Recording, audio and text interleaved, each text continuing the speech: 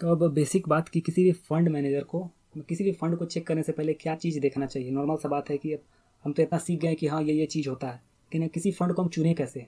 सब कोई बोलता है कि पिछला हिस्ट्री देखो, जिसका बढ़िया रहे उसमें इन्वेस्ट करो। नॉर्मल सा बात है कि सब यही बोलता है।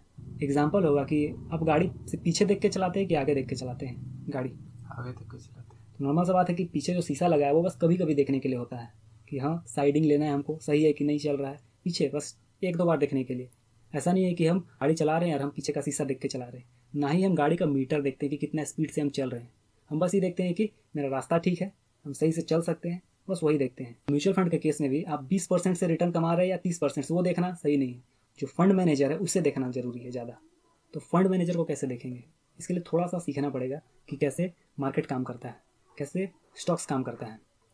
अगर मान लेते हैं आपको थोड़ा बहुत उसके बारे में वीडियो देखना पड़ सकता है। जैसे फंड मैनेजर बोलता है कि वो लॉन्ग टर्म के लिए इन्वेस्ट किया है, लेकिन जब आप उसका फंड को जाके देखते हैं तो कंटिन्यूस बाइंग सेलिंग कर रहा है कुछ कुछ स्टॉक्स में, तो खराबी है। वो बोलता कुछ और है, करता कुछ और है। उसी तरीके से वो बोलता है कि उसे आईटी सेक्टर में इंटरेस्ट नहीं है, लेकिन जब आईटी बूम आया तो बहुत सारे म्यूचुअल फंड आईटी स्टॉक्स में घुस गए। वो बोलता है कि वो वैल्यू खोजता है, कहने का मतलब कि वो सस्ते कंपनी को खोजता है, लेकिन वो ऐसे कंपनी के पास जा रहा है जो बहुत हाई वैल्यूएशन पे चल रहे हैं। तो ये सब चीज़ आपको देखने थोड़ा बहुत आना चाहिए। तो ये बस एक सजेशन रहेगा कि बहुत कोई बोलते हैं कि पिछला एवरेज देखने अच्छा रहेगा, लेकिन एक किसी म्यूचुअल फंड को सिलेक्ट करने के लिए सबसे पहले तो कैटेगरी आपको सिलेक्ट करना है कि फ्लैक्सी लेना है, लार्ज कैप लेना है, स्मॉल कैप लेना है। उसके बाद उसका प्रीवियस रिकॉर्ड देखना थोड़ा सा ठीक है, लेकिन हमेशा उसी पर डिपेंड रहना ठीक नहीं है। तीसरा चीज़ बोलेंगे कि फंड हाउस थोड़ा सा ठीक रहेगा, क्योंकि फंड हाउस देखना इसीलिए सही रहेगा क्योंकि अगर आप किसी ऐसे फंड हाउस में चले गए जिसका रिकॉर्ड ही बहुत ख़राब रहा है, उसका बिहेवियर ही ख़राब रहा है, तो फिर बेकार हो जाएगा वो पैसा, वो डुबा देगा पूरा पैसा। तो फंड हाउस थोड़ा सा देखना ज़रूरी है। और अगर बात करें जो सबसे इम्पोर्टेंट है, और एक पॉइंट छूट गया कि किसी भी कंपनी का देखते हैं हम AUM देखते हैं, एसेट अंडर मैनेजमेंट। अगर एसेट अंडर मैनेजमेंट अगर 1000 करोड़ के आसपास है या 2000 करोड़ या 10,000 करोड़ के आसपास है, तो वो उसका चांसेस है कि वो उसको ग्रो कर लेगा। लेकिन अगर किसी कंपनी का asset under management lakh crore में रहेगा तो उसको ग्रो कर पाना बहुत मुश्किल होता है। नॉर्मल तो एग्जाम्पल दे तो 1 रुपया अगर किसी के पास है तो 10 रुपया कमाना आसान हो जाएगा उससे। 1 रुपये से आदमी 10 रुपये तक कमाया जा सकता है मेहनत करके। लेकिन अगर कोई बोले कि 1 करोड़ को 2 करोड़ कन्वर्ट करो तो ये बहुत मुश्किल होगा किसी भी व्यक्ति के लिए। नॉर्मल सा बात है। तो 10 गुना भले कमा ले 1 रुपये से 10 रुपये, लेकिन 1 करोड़ को 2 करोड़ करना बहुत मुश्किल होता है। तो जितना बड़ा फंड हाउस रहेगा उतना उसको मुश्किल होगा अपने पैसे का वैल्यू बढ़ाने में। तो AUM आप चेक कर लें। दूसरा चीज़ एक्सपेंस रेशियो, कंपेयर किया जाता है एक्सपेंस रेशियो। दो फंड अगर सेम टाइप का रिटर्न दे रहा है और एक्सपेंस रेशियो कोई ज़्यादा चार्ज कर रहा है तो फिर वो बेकार है वहाँ इन्वेस्ट करना, ठीक। लेकिन एक चीज़ आप देखिए कि फंड मैनेजर को देखना सबसे ज़्यादा ज़रूरी है। जो मैंने शुरुआत में बताया था कि फंड मैनेजर में देखना क्या क्या है, तो इसके लिए आपको थोड़ा बहुत स्टॉक्स कैसे काम करता है वो आना चाहिए। और देखना चाहिए एग्जिट लोड। अगर आपको एग्जिट लोड नहीं पता तो मैं फिर से बता दूं कि एग्जिट लोड वो होता है कि जब भी आप पैसे निकालेंगे तो आपको उसमें कुछ परसेंट देना पड़ेगा उस कंपनी को या उस फंड को।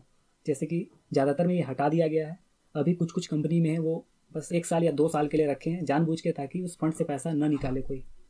ये हुआ तीसरा। और चौथा होता है फंड का रेटिंग। ऐसे रेटिंग खरीदा भी जाता है, इस पर डिपेंड रहना ज़्यादा ज़रूरी नहीं है क्योंकि बहुत सारा फंड रेटिंग एजेंसी होता है जिससे ये खरीदते भी है अपना रेटिंग को पैसा दे दे के। तो डिपेंडेंट नहीं होना है, बस एक देख लेना है कि रेटिंग कैसा है उस फंड का। फेस वैल्यू पे नहीं लेना है, बस समझ लेना है। तो बेसिक समझना यही कि फंड मैनेजर को देखना, फंड मैनेजर कैसा है, वो बोलता क्या है, वो बोलता है तो वो करता क्या है। इस चीज़ को जो समझ लिया उसको कोई दिक्कत नहीं होगा उस म्यूचुअल फंड में इन्वेस्ट करने में। ये बेसिक बता रहे इक्विटी का। डेट का तो नॉर्मल सा है कि उतना कुछ खास देखना नहीं पड़ता है, उसमें एग्जिट लोड से ही पता चल जाएगा। और AUM और एक्सपेंस रेशियो बस देखना है। ये बता रहे इक्विटी का। फंड मैनेजर को कैसे देखना पता चल गया। अब जब खरीद लिए तो रिव्यू कब कब करना है।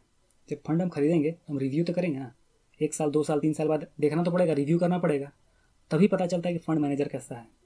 गाड़ी चलाना कोई स्टार्ट कर रहा है तो पता नहीं चलेगा कि कैसा गाड़ी चला रहा है, लेकिन कुछ दूर अगर चला लिया और आप साथ में हैं उसका तो आपको पता चलेगा कैसा गाड़ी चला रहा है। जब रास्ता ख़राब है तो कैसा चल रहा है, रास्ता सही है तो कैसा चल रहा है, भीड़ है तो कैसा चल रहा है, खाली रास्ता है तो कैसा चल रहा है। ये नॉर्मल उस समय पता चलता है। थोड़ा बहुत अप डाउन और मार्केट चलता है तब उस फंड को देखिए कैसे काम कर रहा है, तो वहाँ पे पता चलेगा कि वो फंड मैनेजर कैसा है। अगर फंड मैनेजर ऐसा आदमी है जो हमेशा आके मीडिया में कुछ ना कुछ बोलते रहता है, हमेशा मतलब अपना सीखी बघाना टाइप का कुछ कुछ बोलते रहता है हमेशा से, तो वो फंड मैनेजर बढ़िया नहीं होगा। नॉर्मल सा बात है। बहुत ज़्यादा ऑप्टिमिस्टिक होना भी ख़राब है और बहुत ज़्यादा नेगेटिव होना भी खराब है। एक नॉर्मल होना चाहिए, एक प्रॉपर माइंडसेट के साथ कि हाँ ठीक है ये सही है ये गलत है, प्रॉपर एनालाइज करना चाहिए उसको। जो हमको फंड अच्छा लगता है वो, मैं नहीं चाहूँगा कि मैं किसी फंड का नाम लूँ, लेकिन मुझे एक फ़ंड है जो बहुत अच्छा लगता है। एक फ़ंड मैनेजर है जो नाम लेना सही नहीं रहेगा, इसलिए मैं नाम नहीं ले रहा हूँ। खैर, आप कंपेयर कर सकते हैं, अगर आपको कंपेयर करना ही है फंड मैनेजर का तो आप चाहे तो उसे कंपेयर कर सकते हैं। मैं 2-3 नाम बता देता हूँ, जैसे वॉरेन बफेट से आप कंपेयर कर सकते हैं उसे, मनीष पवाराय से आप कंपेयर कर सकते हैं, और भी बहुत से लोग। अब अगर आप ट्विटर में होंगे तो आप बहुत से लोगों से मिलेंगे जो ट्वीट करते हैं बहुत बढ़िया डायलॉग या कहें बहुत अच्छा कोट, तो आप वहाँ से भी उन व्यक्तियों के बारे में कॉन्टैक्ट कर सकते हैं। आप उनके पेजेस भी होंगे, उन्हें भी आप पढ़ सकते हैं, जैसे हार्वर्ड मार्क का पेज है, इसी तरीके का बहुत से लोग हैं जिनका पेजेस है, आप उनसे पढ़ के सीख सकते हैं थोड़ा बहुत। ऐसा नहीं कि आपको बहुत ज़्यादा सीखना होगा, आप उससे सीख के अपने जो फंड मैनेजर है उसे कंपेयर कर सकते हैं, क्योंकि पैसा आपका है, संभालना आपको है। तो ये डिपेंड करता है कि आप अगर चाहे तो बस पैसा दे के छोड़ सकते हैं, या पैसा दे के आप उसे अच्छे तरीके से ग्रो कर सकते हैं।